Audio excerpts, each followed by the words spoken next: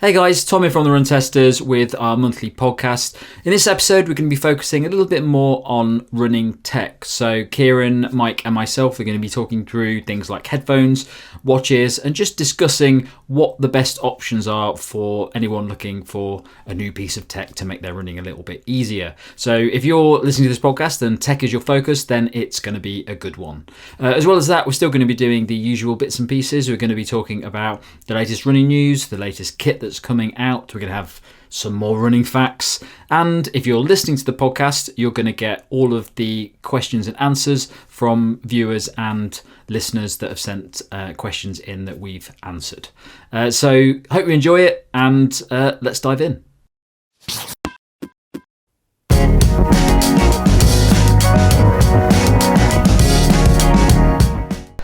Okay guys, so training. We've had a pretty big month for races and training across the board, basically. Kieran, you've come back from the Danube. You've got a new sense of life for training. What have you been up to recently? What races have you been doing? How have you been training? Well, I've gone a bit sort of the other way, away from the sort of tech and watches, and I've done 3 races. I've run them all on feel, so I've worn watches, but I've covered them and just sort of run as my body would allow, just to see as an experiment, to see whether that works out easier, faster, more fun. I just did the Abingdon Marathon, which is my 3rd test, and I came in at 3:01, running entirely on feel, and that's like 4 minutes outside of my PB, but I had a brilliant race. You know, it was actually really, I didn't have any of the mad suffering that you normally get with doing this. Oh, yeah. And it was wet, it was a bit twisty, but it's actually really enjoyable. So I think it might be the first time I've ever run a negative split, so I'm pretty happy with that. Wow. So when did you originally run your PB? So my original kind of PB was back in Seville, so that was like a 2:57 something. So I didn't beat that, but for context, I ran this Abingdon Marathon course about 4 years ago, tried to run a sub 3 based on pacing, got to 17 miles and absolutely hemorrhaged, blew up, and came in 3:11. Yesterday did the opposite and just ran evenly the whole way on feel and came in 3:01. I think I went into it roughly with a sort of similar amount of kind of fitness, so I think it's just an interesting different way perhaps to race. Yeah. What did you? I think we ran together. Was it I went to Seville? Was it that year that you did your PB? Yeah. Perfect PB course that. Yeah. And how have you found? Because after you did Seville, you have run marathons after Seville, haven't you? And did you do those based on training, or did you just sort of enjoy those? Yeah, I mean, I've tried quite a few times to go sub 3 again, but I think it's always one of those things. If your training's not quite right and you're kind of on that, you're always running on that sort of trigger where it can all go terribly wrong really quickly, and then you end up running kind of like 3.5 hours or something. And that's happened to me quite often, even if I have done sort of serious blocks of training. I guess for this one, the difference with Abingdon is I did the marathons along the Danube, did all of those miles very low and slow. I didn't really do any specific marathon training in terms of speed work or intervals, and I just came in to see what I would get. And it's been a bit of a surprise really that by running lots of low, slow, sort of low heart rate runs, you can get near your fastest times. It's been really interesting. Cool. And what's the next thing on the list then? Are you actually going to continue that for another race, or have you not got any other races coming up? Well, Tom, I've basically got to go and beat 2:55 now, haven't I? Thanks for that. Yeah. So no, good luck with that. No, that's fair. No, I mean, I don't really know. I'm not really sure what comes next. I think I'll probably book in like a spring marathon and see what I can do. But I quite fancy looking at going after my 100-mile time as well. I've done 100 miles in 27 hours, and I'd like to get round in under 24, as that's kind of one of the targets. And whilst I'm fit from the Danube, I think that would be an interesting one to have a look at. Cool. And Mike, we're both back about a week ago. We got back from America. Yeah, nice little holiday. Very nice. Well, most non-relaxing holiday I've probably ever had, as my girlfriend will say as well. But yeah, we both got back from running Chicago and had a little bit of a trip afterwards. Had some beers and over in New Orleans. How are you feeling after the marathon? All right. I definitely think. I think I'm now just about adjusting to getting rid of the jet lag kind of side of things. I found it tough coming back and running a couple of days. I think I did my first run in in the Nova Blast 3 TR, and I wanted to go out really hard in that, and I just, after about a K, it was like, no, my body doesn't want to do that, so I definitely need to ease back in. But yeah, no, I enjoyed it. Enjoyed Chicago. Obviously the video's up now and stuff of how we got on and how you got on, Tom, and yeah, now I'm just kind of itching to kind of get back to kind of into some kind of training. I'm already kind of thinking about, you know, I want to do a spring marathon, not sure which one yet, but there will be something. And then I think before the end of the year, I think maybe I want to have a look at kind of tackling my 5k and 10k times. I had some times in mind beginning of the year, and you know, if I can go out and get after those before the end of the year, I'll be pretty happy. So yeah, just out. Plenty of track training then. Basically, yeah. First track session today. I always think winter around Christmas time is perfect for 5 and 10Ks because it doesn't take a lot of time. I whilst training for Chicago, I think it's the first time I've properly trained. Well, it's the first time I've ever trained for a race, but I think normally when I do marathons, I'll do a spring one. This is the first time I've trained over the summer for a marathon, and I've significantly enjoyed it a lot more, just because you just have way more free time. Like, I don't really like running around at night, so yeah, I'm sort of moving towards the same thing as well, where I just do short distance over winter because, you know, don't want to leave the house that much. And how did you boys find the course out in Chicago? I mean, you obviously ran really good times, but how does it compare to some of the other races you've done? I'd say I always bang on about Spanish marathons being the best because they're so wide. You don't have to worry about like bottlenecks and stuff like that you often get in UK races. I would put it down quite similar to a Spanish marathon, just because I actually had a chat to Kafuzi, which on the video. I had a chat to him about the race beforehand, and one of the things I was worried about, because I've ran London a few times, is being in the slightly wrong area at the start and then being stuck in a bottleneck for like the first 2 or 3 kilometres, because those roads can get quite thin. But I thought Chicago was fantastic. Like, as soon as you start off, you've got loads of space. I was in the wrong pen at the start. I was at the back of the pen. I shouldn't have been because of a few issues with the toilet for it. But I just thought it was fantastic, and I actually liked. It's not a completely flat race, but the hills are actually pretty nice. I found them. It was quite nice to have a tiny little uphill and then a little bit of a downhill afterwards. It sort of kept me going. But I absolutely loved the course. I thought it was fantastic, and we had a perfect day for it. It couldn't be better. Yeah, it was a good day. There was more bottlenecks in the toilet queues, right, Tom, than there were on the course. All right. So I basically was in the queue for the toilet about half a kilometre from my start pen at 2 minutes to my start time, and I was chatting to these people, and they all let me go in first, and I had to literally sprint from the toilet all the way to the start line, and I had no idea. There was people just waving me through gates and stuff like that. Not the start you want for a PB attempt.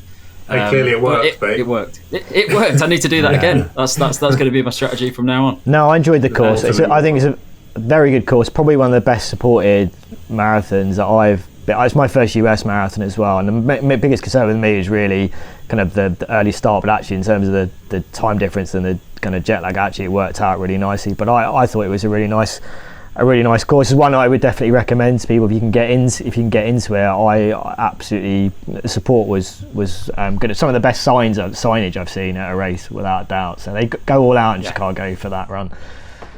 Yeah, I loved it. Although I think Chicago is massively affected by weather, isn't it? So if you get it on a bad day, then you're open to the elements, and then you probably wouldn't have had as much as a happy experience as we did. Yeah. Cool. Well, if any listeners or viewers want to find out more about those races, then we've got videos on the channel for those, and there should be, by the time this podcast goes out, a video where myself and Mike talk about our training as well for Chicago Marathon. So check those out on the channel. Okay, well, let's have a look at. Let's just have a quick running fact.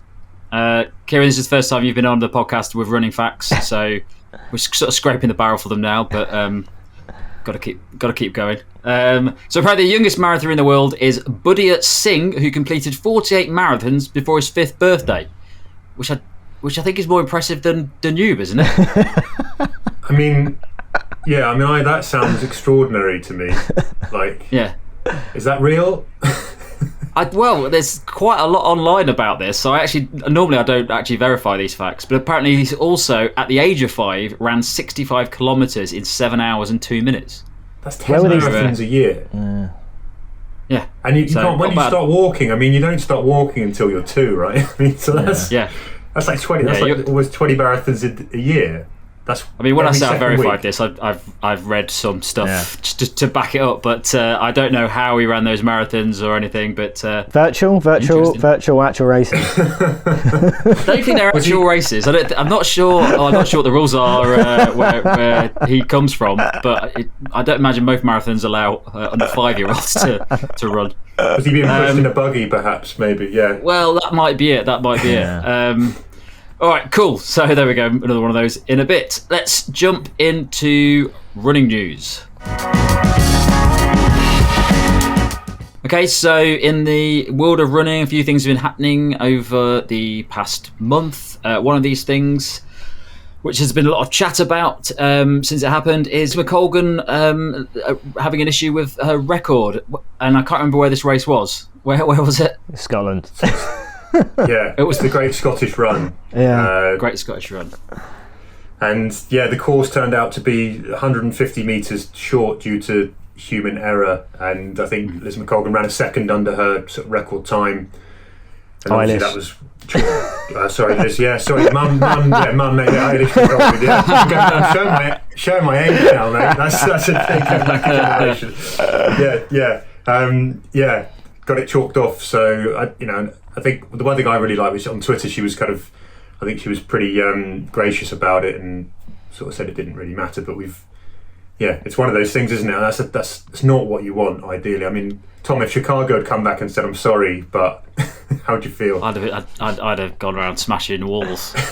I think her response really was in line with the fact that she still has the record. So that's probably why she wasn't bit more comfortable. Yeah. I'm still amazed that these big races get it wrong. It should be at the base level of any race you put on at that scale. That's the thing that you should be 100% on. Like, there's things that you can sort of be a bit dodgy about, but or miss. But that ruins it for everyone, really, doesn't it? It's such a big problem, and we've seen it a couple of times over the past few years. How do they actually? I mean, I was thinking about this the other day running Aberdour. How do they actually do it? Are they someone literally out there like Nick was with the trundle wheel, or I think you'd have to be. Yeah. I think you'd have to be. I think that's the only accurate way you could do it, because you're always going to have an element of. I mean, you could do it on a mapping software, couldn't you? But even then, there's room for 150 meters isn't a lot to be out, Yeah, exactly. Yeah. Really.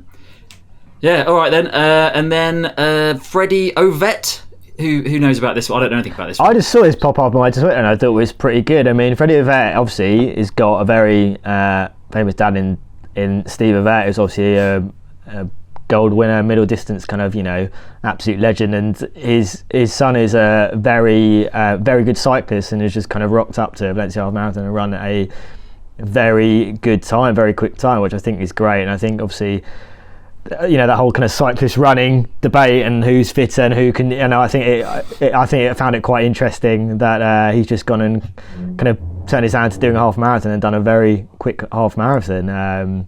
Very impressive. George W. Bush, before he became president, ran a 3:44, and Gordon Ramsay has done a 3:30. So there's some other. Well, you've just jumped ahead, because I was actually going to do a little quiz. You ruined the quiz. Oh no, I've given away the quiz. But luckily, I've got 2 lots. So you've mentioned some of the sort of general runners that have been doing them over the years. Let's do a little bit. The problem with this is I don't know half these people are. But the most recent London Marathon, I'm going to give you a celebrity. You give me a guess as to what time you think they got in the London Marathon. Okay. And also, you might have to explain to me who they are. Okay. So, James Cracknell, that's an easy one. What did James Cracknell do? 2:45. I'm going to go 3:05. Well, according to the TSC London Marathon app, he didn't finish. He only got to 15.5 miles. Oh, no. So there you go. Sam Bird. Don't know who that is. I don't know. Formula E driver. Okay. It's a sport. I assumed you'd know. I'm going to say over 3 for that. Mm-hmm. Over 3 hours. 3:38. 3:18. Oh yeah. Right, see if I can find someone you'd actually know. Eamon Chowdhury, BBC Two's Race Across the World winner. Do you know that person? No. Never watched. Scraping the barrel for the marathon. Where are all the big celebs doing the runs, doing London Marathon? Come on. I don't think there are many. Oh, well, they've got Sophie Rayworth, but she was injured. Okay. So, how do you think Sophie Rayworth would do injured? Finishing. 3:30. 2:54. 3:52.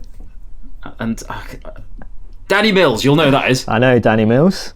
Come on then. How did Danny Mills do? I don't know. Well, his son's very quick, isn't he? He's in the on team, isn't he? One of the on track team. So I reckon. I met him he was at the on event that we went to. I reckon he did 3:20. Football, he must be pretty. 3:15. I'm going 3:15. 3:18. Very good guess from both of you. Yeah. All of these sports people that are sort of trying their hand at running generally get around that time, I find. Base fitness, I guess. You know. They've got enough to get to that. Yeah. And then let's do one last one, and I've no idea who this is, but you might. Kate Lawler was apparently the first female winner of Big Brother. Oh yeah, that's probably. How fast did she do it? 3:35. I'm going to say. I'd say over 4 hours.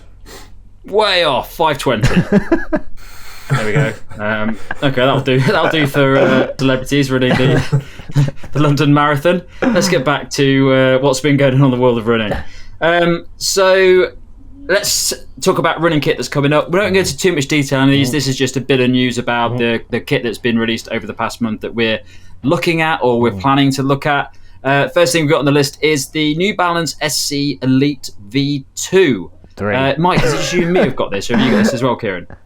Oh, it's a V3, isn't it? Yeah. Mine, I believe, are inbound, but not running them yet. Okay, so you've done a run this, haven't you, Mike? Yeah, I did a 10k in it at the weekend, I think. Yeah, 10k in it at the weekend. Yeah. So this is basically the follow-up to the RC Elite V2, which was a very popular shoe, but a little bit of a divisive shoe because it was very, very soft, very cushioned, and I know Jill's a big fan of it, but it didn't really work for me when I was racing in it. Yeah. The Elite V3 is a little bit different than that. It's more similarities to the Trainer, the Fuel Comp Trainer that came out, and it's got this sort of energy arc technology in it.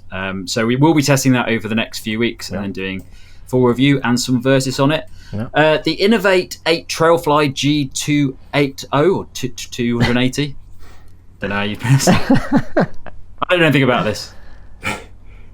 Yeah, I mean, I guess that's essentially, it's the 280 is essentially how much it weighs. So it's like it's sort of a lighter sort of weight, sort of road to trail crossover shoe. It's the first shoe to have the nitrogen infused midsole. So we've seen sort of graphene infused midsole with the G300 Max. So it's got a nitrogen infused midsole, which is supposed to be a little bit softer, I believe, and it's still got the graphene grip on the outsole, like I think 4mm lugs. It's got a slightly higher drop than some of the other Innovate shoes that tend to come in quite low at they're often around kind of 4 mils. And this is, so I guess the big news there is, that nitrogen infused midsole, the first time we've sort of seen that. And I get the feeling, Mike, I know you've run in it as well, but this is sort of Innovate trying to move away maybe from a reputation for having shoes that run a little firm, and doing something that can be a bit more versatile, I guess. Definitely. I mean, I met the guys out at UTMB when they gave me a pair, and I think obviously we've seen this in road shoes. I think Puma and Brooks are kind of using this type of kind of infused kind of foams, and I think what they've kind of said to me is that although a lot of their shoes are kind of aimed around kind of ultra runners and giving them that kind of maybe something a little bit different in that feeling, I think they ultimately want to see this shoe as working for a range of distances and offering something a little bit different from what they have in their other range. It kind of sits in the middle between the kind of lower drop one it had and that kind of big tank that they have of a kind of trail shoe as well. So yeah, it's one I'm looking forward to putting a bit more kind of running time in. And yeah, I think the whole nitrogen infused midsole foam as a trend, I think maybe we'll see a little bit more over kind of the coming year on that front as well. My favourite thing about it so far is that it's also got a big roomy toe box, which is not something necessarily always associated with Innovate. It's really spacious, so that's pretty good. Well, all right then, on to tech then. Kieran, you've been testing the Sun 9 Peak Pro. I have had that joy. It's gone like other Suntos, to be honest. It's this is a watch on paper. It's got some good things about it. It's got a decent kind of battery life, sort of 40 hours in kind of regular GPS mode. Extends to 70 hours in endurance mode, and you can get up to 300 hours if you go to the really low kind of tour mode. It's got navigation. It comes in around sort of £550 if you get the titanium version. My big problem, and it's actually the really interesting thing about it, they've sort of put out, is that this is the first watch to have its carbon footprint calculated. So it's calculated an offset, and the total life cycle CO2 emissions are 7.5 kilograms for this watch, which I think it's really interesting to see watch brands starting to do this, follow suit maybe with some of the shoe brands we've seen, and starting to be a bit more transparent about the cost to the environment of the products that are being made. So I would I personally think it'd be a great thing if this sort of drew in other brands to sort of follow suit, so we could make smarter decisions in and around the environment as well. I think as a watch, I've done the first kind of run test on the channel right now. I think Sunto's just being left behind a little bit. It's still got quite an old school display. It's got a big bezel, and it just doesn't feel like it's moved on enough. And there's so many, Coros and Garmin have jumped on, I'd sort of say, leaps and bounds. So full review for this is coming on the channel within the next sort of couple of weeks. You'll get my full take on it. But it's maybe not the best watch you've ever run with. Okay, well, look forward to that one then. And then from mid-level watches that probably aren't the best to ridiculously expensive watches, Mike, the Garmin Mark Gen 2. Are you going to be looking at this? Yeah, so actually I think when we did the last podcast, I had just come back from Lisbon where they did the announcement, but I wasn't allowed to talk about it then, so I am allowed to talk about it now. It is the second generation Mark. It is kind of tagged as a kind of luxury tool watch. It's over £1,000 again. So obviously there's different versions of it. There is the more running focused one will be the athlete again. The main things that I kind of think stand out, they're changing in terms of the materials. It's very much kind of design based, so they're using an improved kind of titanium kind of case for all the models. The most interesting feature I've taken, because essentially it's the Epix 2 with a nicer design, that you're paying for those materials. But there is one feature I think is quite interesting, and it's this jet lag recovery advisor, which is kind of fueled by kind of First Beat, who Garmin bought. So it's kind of heart rate based, but also it's very much focused on sleep. So the idea is that it would have been ideal if we were going to Chicago, basically, so if we had to use it. So you would put in when you're going to travel, when your race is, and it would kind of offer recommendations around that time. Kind of give you the ideal kind of sleep that you should be looking at, like tips on kind of nutrition and caffeine. And I think that for me was the thing I took out from that. And I think I'm told that will come to the other watches, so the Epix and the Phoenix as well. It's just when it will be. But I think for me, from a software point of view, that's probably the most interesting thing. But elsewhere, it is essentially an Epix 2. It's got a colour screen, similar levels of battery life, maybe slightly better. But yeah, you're basically paying for the design there. Should you pay for the design? Probably not. Probably go for an Epix or a Phoenix. Would probably be my initial take so far. And how much did you say it cost, or will cost? Over £1,000. They can go upwards of £1,000. So they are not cheap. Okay, I'll probably skip that one then. All right. Again, let's finish off the section with another interesting fact. Apparently, before the 1960s, drinking water was strictly prohibited from races shorter than 10 miles. In the United Kingdom and Europe, or much of Europe, it was believed that drinking water would make a runner weak. Any thoughts on that? What were they allowed to drink instead? Yeah, definitely. That sounds like a smart hydration strategy. Not sure how it would make them weak.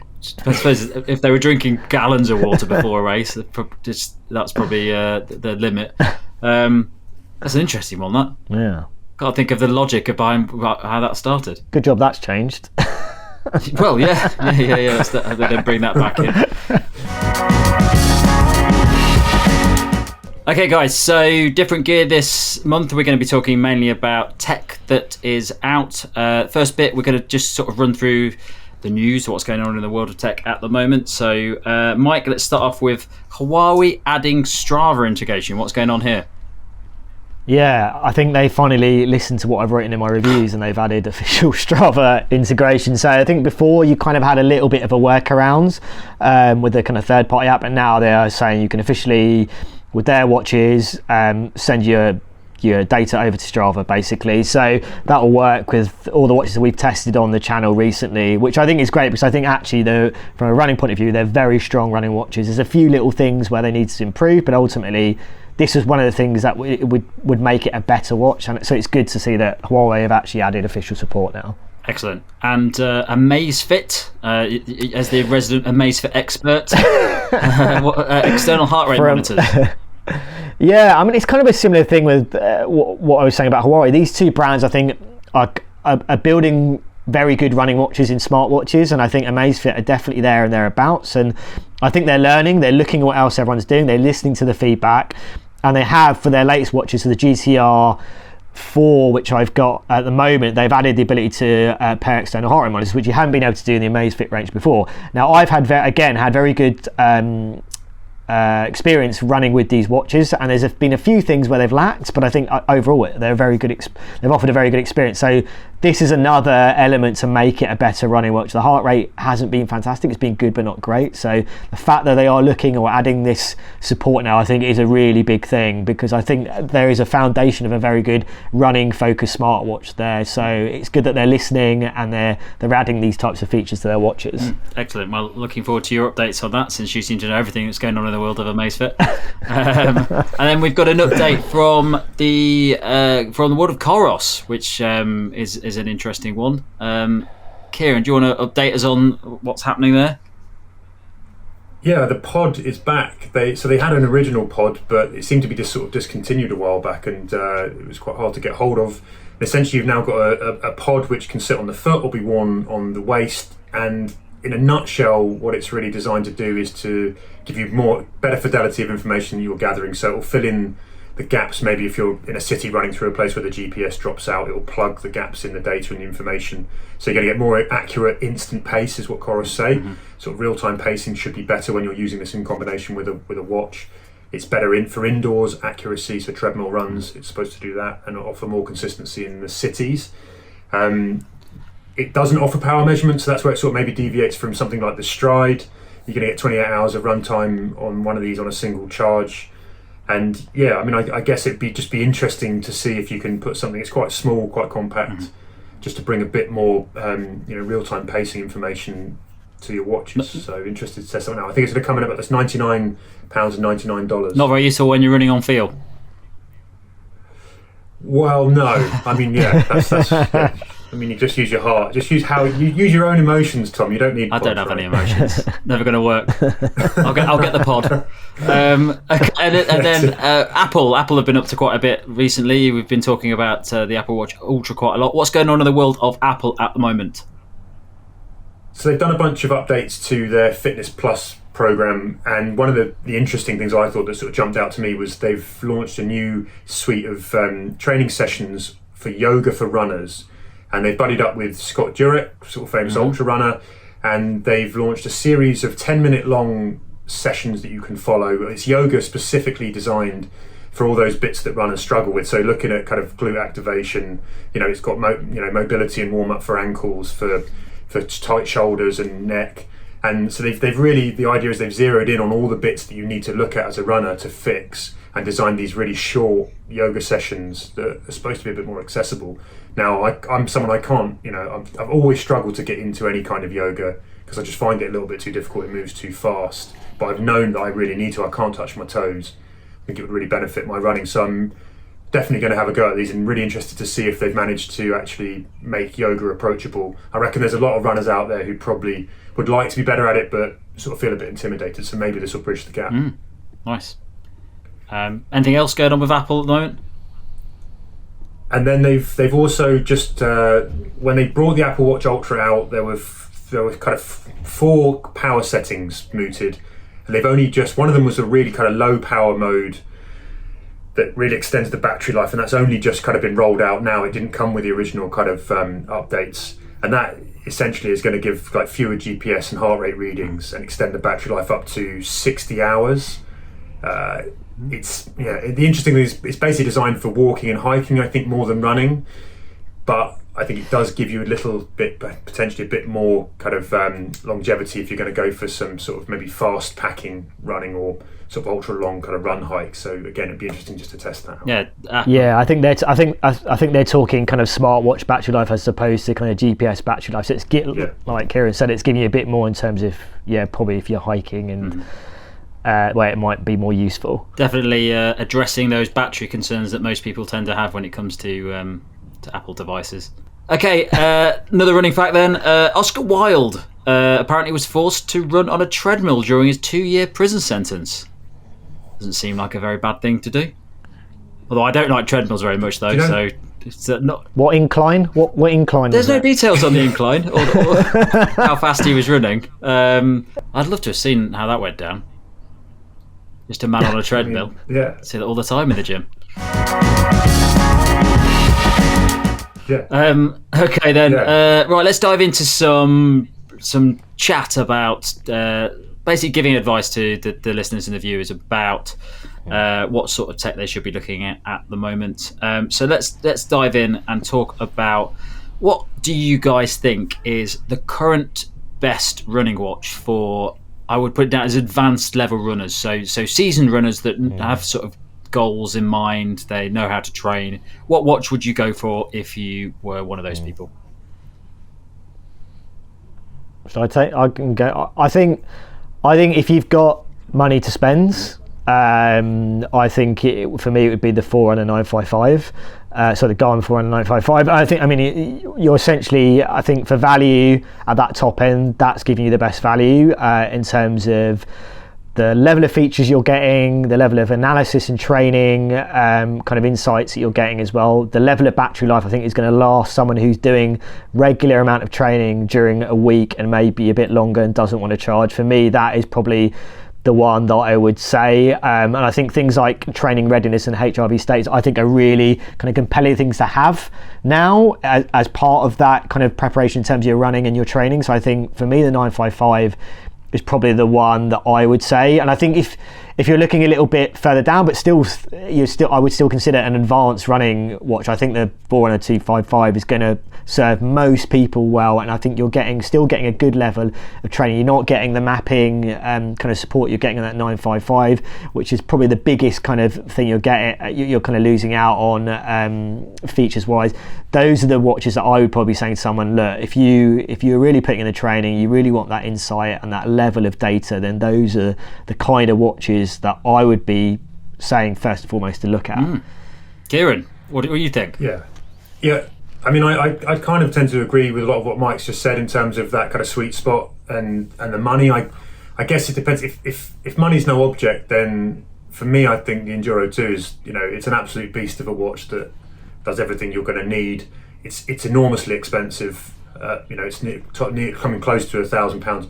But I think what might be interesting for people to also look at, if you want a little bit more headroom and you want a bit more kind of the all-round package, is to look a generation back. I think the original Enduro is a very, very compelling watch, and you can pick that up now for around £500. Even going back a generation of the Phoenix might be interesting because you're going to get good value for the feature set. So you don't necessarily have to go for the kind of latest ones of those sort of top, and just drop a generation down. But I think for most runners, something like the 255 or the 955 will do it. We're going to talk about it in a sec, but throw into that, I think even the Coros Pace 2. Yeah, and I think also if you really aren't sold on, and if you've used the Garmin before, you're really not sold on any kind of element of it, I think the Polar watches that I've tested this year, I think the Polar Pacer Pro is a really good. I think you're getting pretty much most of the good stuff from the Vantage series and the Grit X for a lot less money in a package that I feel is a nicer option for runners. And I think you're not losing a lot in terms of what you're paying. I still think you're getting that very good Polar running experience. If you're not really sold on Garmin, because we're going to talk about Coros as well, but I think the Polar Pacer Pro is another one to look at as well. There's probably elements that are not quite as slick, I think, in terms of execution, in terms of software and things, but there's still loads of features that you're getting there that you're not really seeing on the Garmin that I think is worth looking at as well. Oh, that's mine. Nice. I would. I'd probably agree with you, Mike, on the 955. I've been using the 955 for like last 5 months, and I've absolutely loved it. It's been fantastic. Used it for Chicago Marathon. Used it for all my training, and I think that's the thing. We've mentioned Garmin quite a lot in talking about the higher end, premium, advanced level stuff. I think they still sort of own that area very nicely.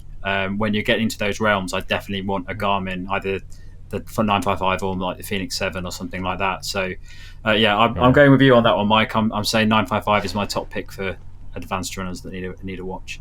And this is coming from an Epix user, so I would definitely suggest spending less as well. So yeah, excellent. Okay, then let's jump to the other side of the scale. If you are somebody who maybe has just started running, maybe isn't really seasoned when it comes to training and tracking, what watch would you go for that's cost effective and delivers enough for those people? I think we're going to probably agree on this, and I think the Coros Pace 2. The Coros Pace 2, when that launched, has pretty much forced other watch brands to realise we've got to offer better at that price point. And the price point that the Coros Pace 2 sits, you're now getting better options alongside it. But I think ultimately, when the Coros Pace 2 came out, in terms of what you're getting in terms of performance, in terms of the battery life, in terms of the features, and also the fact that Coros is making sure that the updates that you're getting are as consistent across all of its watches, and that also feeds into the Pace 2 as well, I think is really important here. You don't feel like you're missing out on loads. You don't have the mapping and navigation support that you have on those pricier Coros watches, but pretty much that core experience is very, very similar, and I think that's really important, and that's what really makes it, I think, really stand out at that kind of entry level kind of price point. Yeah, Kieran? Yeah, I'd agree, really, and I think the great thing about the Coros Pace 2, and I'd always advise kind of runners who are just coming in, even though you might just be beginning and starting out, if there's a chance that you're going to kind of fall in love with running and you're going to progress your running, and a lot of people do, I'd recommend buying a device that gives you a little bit of headroom to grow into, and I think the Coros Pace 2 does that without costing you an awful lot more than some of the really kind of basic watches that might be closer to £100. So you've got room to grow as a runner, and the features will sort of take you along as you get better and you get more interest in some of the, I guess, the more kind of scientific element of the data and stuff. And the Pace 2 offers that really, really nicely, I think. I guess the other one for me is like the Forerunner 255. A bit more expensive, but that gives you a little bit more kind of headroom to grow into. It's £299 without music, if you don't worry about the music, but really good, capable rounder with a good 30-hour battery life, and a watch that's probably going to last you quite a while. Cool. Yeah, I think it's a good point with the getting a watch that's not going to cap out very quickly. I've got a few friends that had really got into running over the past year, and a lot of them bought a watch when they started, and they were either smartwatches that weren't really designed for running, or they were the sort of entry level watches that you can get, and they very quickly realised by going running with me and going running with other people that they just wasn't giving them the information that they needed, and now they're all looking at the Coros Pace 2 basically as the next step up. Yeah, and I think just to kind of complete that, I think there's three there. I think the Polar Pace as well kind of sits in that price range as well. And I tested that after the Polar Pacer Pro, and I think it's another really solid entry level watch. It does more than track runs, and I think that's Polar are a bit weird about how they communicate how these run, because they all track swims and cycling as well, so you've got that kind of multi-sport element from it as well, like you do with the other watches, and you've got some of that really good kind of strong training analysis that you get from Polar, which I think is a real win for them over some of the other brands, so you can get that kind of entry level price as well, the Polar Pacer. Cool. So Polar Pacer coming up quite well there. Let's leave watches for now, and then we'll jump into headphones. headphones is, I find, a very, very tricky area for people these days because there's so many and there's so many different price points. It's quite hard to work out which headphones to buy. And we've tested an awful lot of headphones over the past year or so. And it's a minefield trying to pick up the right pair for you. So if you were... money wasn't an object, you're a runner, you want a pair of headphones that you can use for all of your runs basically, what are you going to go for? You get one choice. Me? Oh, that's a hard one. So based in terms, and I've tested a lot this year, pretty much on a weekly basis. So I think everything that's kind of stood out for me in terms of the level of performance and what I would actually use, I think for runs and for races, I would probably say the Jabra Elite 4 Active, because I really like the 7s, but actually these come in less. They've pretty much got the same feature set. I think in terms of the durability level, the battery, I like active noise cancellation. Not everyone does. I do, and I think it's good enough. It's not the best out there, but it's very, very good. And I think you get a nice companion app there as well with Jabra. So I think if you want to personalise that sound a little bit more, then you do have that scope to do it. So for me, that's what I would probably go for. The 7s are great. I think the 4s are equally as good as well for less money. Kieran, what you got for us? Yeah, I mean, I like those two that Mike's just mentioned, but I think the ones that I personally use all the time are still the Jaybird Vista 2. I just like the fact you get a good battery life. It's about 8 hours on the buds, 16 hours in the case, so it's a good sort of combination, enough to cover a week basically. Mm-hmm. I really like they've sort of gone to town with the extra smarts that you get within the app. Find My Buds, lots of kind of custom EQ, saving sound profiles. I like the fact that the case has a little toggle on it that you can attach to a belt clip. No, I mean, I like the fact that you've got rapid charging. The case is waterproof as well, so that's good for having it in your belt. And I think the sound quality's up there. And right now at the moment, I just checked this morning, you get them for £139, which is, that's really competitive. There's one caveat to this, and that's there's a little bit of a durability question over them, and some people have problems keeping them charging. And what I found is the points, they don't always sit in the case and charge. You have to make sure they're very clean and well positioned in order to get that charge. Mm-hmm. So I know some people find that they have a bit of durability. I haven't. I've had a pair that I've been using now since they came out, and they're still going fine. So that is one caveat, but I really like those. I think it's another thing to mention about Jaybird as well is that, and it's been very quietly done, is that they are getting out of the sports headphone business. So I mean, I don't know what that means for the long term for their headphones, but their Logitech are kind of the parent company are pulling out of kind of doing sports headphones. So I think it's a shame, because I think that the Vista 2 is such a good headphone, and to kind of pull away from that business seems an odd one. But it looks like, I'm not sure what the long term kind of future and whether we're going to see more headphones from them. But as it stands, it's still a great set of sports headphones, and some of the best for running. Yeah. I have been. I imagine you're both the same. I've got a drawer with loads of different headphones in, and the headphones that I pick up when I go out for a run are generally the one that I see that I want to wear straight away. And if I'm wearing that headphone consistently, I basically class that as the one I want to wear. Now, it was the Jaybird Vista 2s, but I've had issues with the Jaybird Vista 1 and 2s recently, in that it keeps cutting out every time I'm listening to it within about 15-20 minutes. So I have reverted back to the Elite 4 Active, and yeah. I'm absolutely loving them. I think they're fantastic, and for the price, there's nothing else I've got in my drawer that does the job as well. So if you were on a budget for headphones, what would you go for? Kieran, do you want to go first? yeah, all right. Sorry, yeah, I'll go.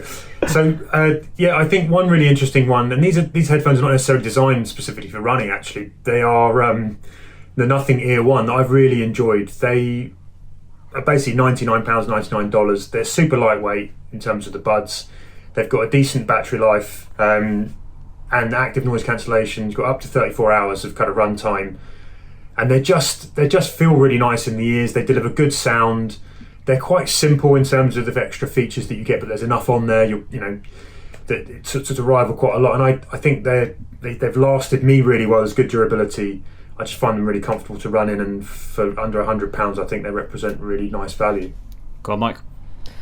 I am going to go much cheaper than that. So I've tested a couple of headphones this year that I think have really surprised me. So they're both from JLab. So there's JLab Go Air Sport and the Epic Sport. So the difference is it's at about £10, but they sit about the £20-30 range, which immediately you think these are not going to be great. But actually, in terms of what I got from sound performance, in terms of the fit, even with the non-wing wingtip versions, I found them really solid for running. The controls a hit and miss, but I think you can adjust the sound. The sound profile for me was very, very good. Battery life was very good, and it just shows you that you can pay that small amount of money and get very, very good headphones. And actually, if those are the headphones I had to run with, I'd be absolutely fine with them. We're kind of very fortunate in a situation we could test all these very expensive ones, but if those are the ones I had to stick to, I'd be absolutely happy with those, because in terms of the performance, in terms of my testing, they were really, really solid. So I would say the JLab Go Air Sport and the Epic Sport, which I've tested this year, I would definitely suggest as really cheap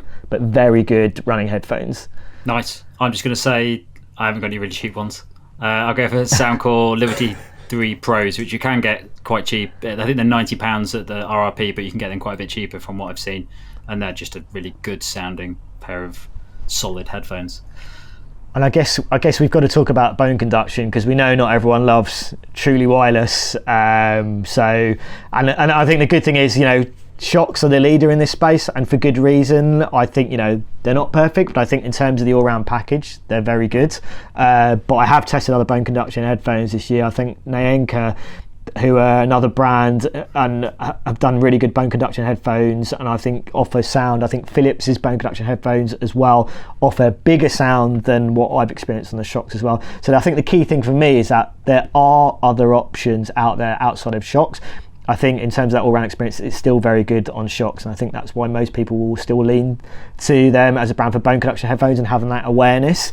But there are other options, and just because they're a little bit cheaper doesn't mean they're not worth looking at as well. Cool.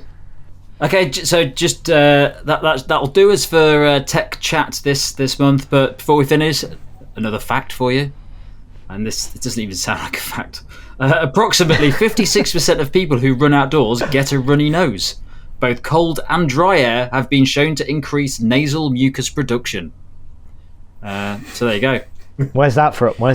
What's the source? There are no sources. There are no official sources for these things. The website is like the dark web that I get this from. So there you go. That's 56%. That seems spot on.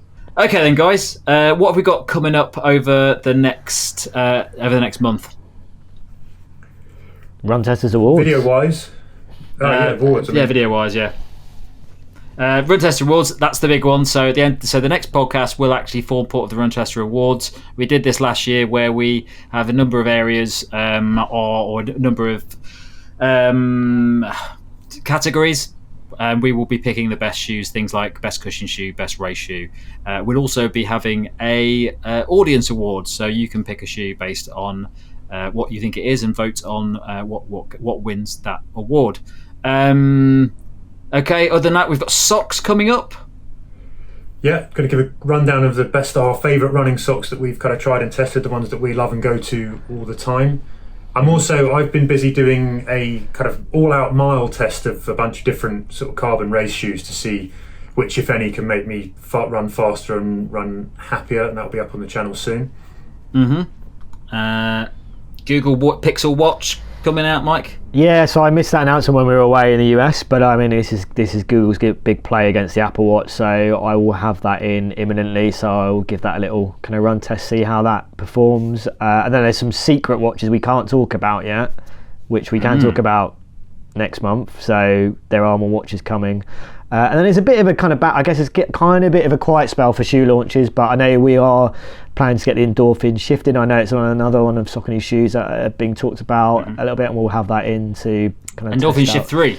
Yeah, shift 3. Sorry, yes. Which is an interesting one, because I've tested the 1 and 2, and I think by all accounts the 3 sounds like they've made some big changes to it.